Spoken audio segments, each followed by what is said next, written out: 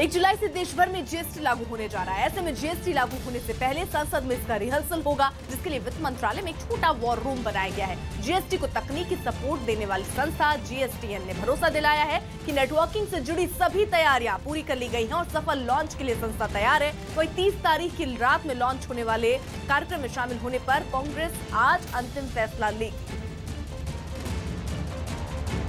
राजस्थान के कोटा में एक बाजार के सामने कुछ लोग काले झंडे लहराने लगे। ये कपड़ा व्यापारी थे जो जीएसटी का विरोध कर रहे हैं। कपड़ा व्यापारियों ने देश भर में 3 दिन के बंद का ऐलान किया। इसीलिए कोटा के एक बाजार में कारोबारी काले झंडे लहराकर विरोध जताने लगे। बाजार में तमाम दुकानें बंद थी। तो ऐसा ही हाल अजमेर में भी था, जहां दुकानों पर ताले लगे थे, बाजार सुनसान थे और सड़कों पर व्यापारी मोर्चा निकाल रहे थे। अजमेर के करीब 1100 कारोबारी बंद में शामिल थे। 1100 व्यापारी है, 10 के पास भी कंप्यूटर नहीं है। इस श्रेणी के अंदर व्यापारी को डाला जाता है। व्यापारी अपना व्यापार कैसे करेगा? राजस्थान के डूंगरपुर में व्यापारी वाहन रैली निकालते हुए कलेक्ट्रेट के सामने विरोध प्रदर्शन करने पहुंच गए।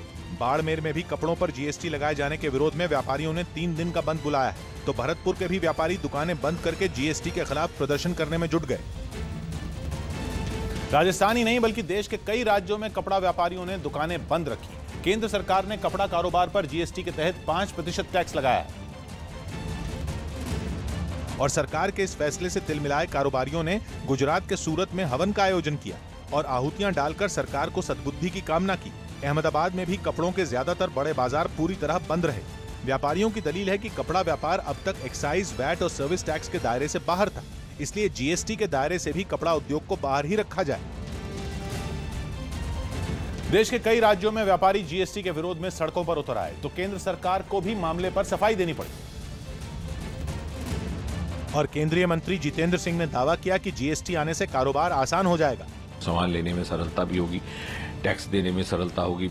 हालांकि दिल्ली के उप मुख्यमंत्री मनीष सिसोदिया ने सरकार की तैयारियों को लेकर सवाल उठाए और ट्विटर पर लिखा कि ये जीएसटी की तैयारी है या देश का इकोनॉमिक मर्डर। देश भर के व्यापार व टैक्स का हिसाब किताब जिस सॉफ्टवेयर पर होगा उसकी टेस्टिंग तक नहीं की है। तो दूसरी तरफ राजस्थान की पेट्रोलियम डीलर्स एसोसिएशन मांग कर रही है कि पेट्रोल और डीजल को भी जीएसटी के दायरे में रखा जाए।